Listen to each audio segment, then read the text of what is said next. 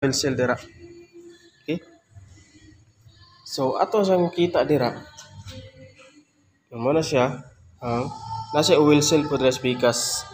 So karon unsay oil nga ato ang gaitubil dire sa gitawag og differential assembly. So ang oil nga gaitubil nato diha ang gitawag og SAE 120 to 140 or gitawag nila gear oil. Okay? And then kung makita nimo dire sa sulod, unsay kasagara problema dire sa imuhang differential assembly. Ang kasagara problema ning differential ang iyang mga gears, mga pangag disim gyapon. Okay? Then adun kinahanglan pag mag-adjust ka ani dapat walay tingog kani kanay tingog oh.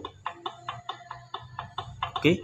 So dili na siya pwede nga adunay tingog, dapat walay tingog.